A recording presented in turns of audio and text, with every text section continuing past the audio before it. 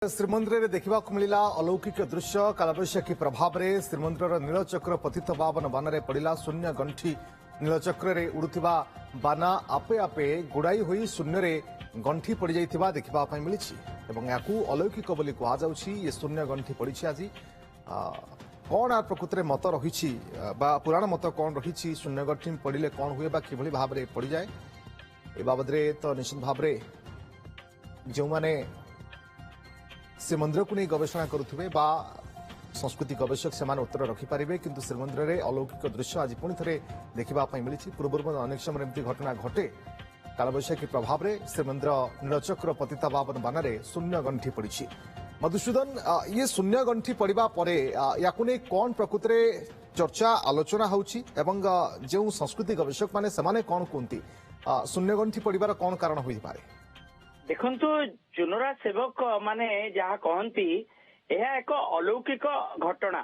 कारण शून्य रे पतित पावन बाना रे गंठी पड़ी जाए एवं विशेष करी जेतेबेले बात्या किंबा पवन रो बेग बढ़ी थाए एवं आज मध्य कालबैशाखी प्रभाव रे प्राय अपराह्न समय रे दीर्घ अध घंटे रु 45 मिनिट धरिकी पवन रो बेग अत्यंत प्रभावित करिथिला पतित पावन बाना जो उड़ू थाए।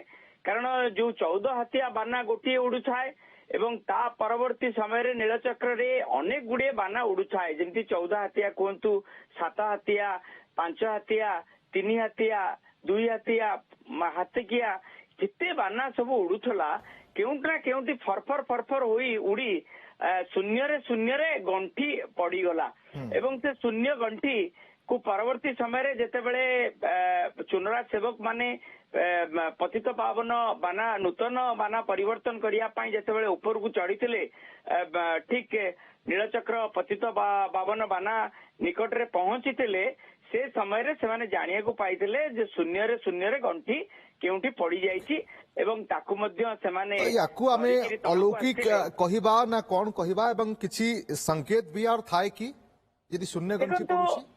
देखंतु ये जो शून्य रे गंठी ताकु विशेष करी गोटे विश्वास रही थाए जदि के छोटो छुआ जोटी की तार किछि रोग थाए कि प्रभाव थाए से ता पाखरे जदि रखा जाए से भल हो जाए। एमती अनेक किछि गोटे विश्वास र कथा।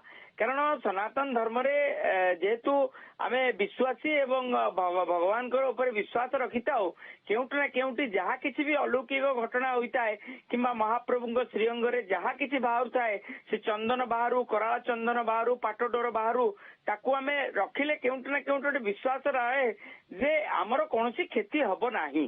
तेणु से भली भाबे शून्य गंठी मध्य गोटे विश्वास र कथा।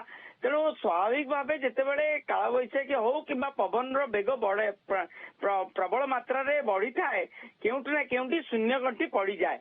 प्रति समय रे तो शून्य गंठी पड़े नहीं, पकापाकी केतेबेले 2 मास केतेबेले 4 मास 5 मास परे एवं जेतेबेले बात्या बन्या बात्यार प्रभाव रे जेतेबेले कोनसी पवन रो बेग बढ़ी थाए ताले केउटी ना केउटी शून्य गंठी पड़ी थाए।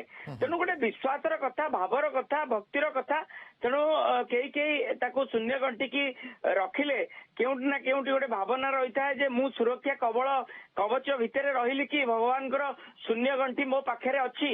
तेणु ए भावना नहीं भक्ति भावर सहित शून्य गंठी रखिया पाई चुनरा सेवक मानू भक्त माने मागी थांते। विशेष करी सेवक माने एहाकू विशेष ग्रहण करितांते एवं तांको घरे शून्य गंठी को मध्य रखी थांती चुनरा सेवक मानक ठारू आनिकिरी। तेणु पुरी सहरवासी कहतु किंबा सेवक माने कहतु केउंटी ना केउंटी शून्य गंठी रखी थांती। विशेष करी पवन मात्रा बढ़िले अनेक समय रे मध्य हम देखिछे जे शून्य गंठी पड़े एवं शून्य गंठी पड़िबा पई जेहेतु पड़िबा परे एक विश्वास थाए जे आकू घरे रखिले सब किछि शुभ हुए, पिलामानकर मध्य मंगल हुए। तेणु सेति पई विश्वास सहित लोक माने मध्य याकू घर को नहीं थांती। बहुत बहुत धन्यवाद आपनको समस्त सूचना पाई। मधुसूदन मिश्र चीफ रिपोर्टर आम सहित जोड़ी होते।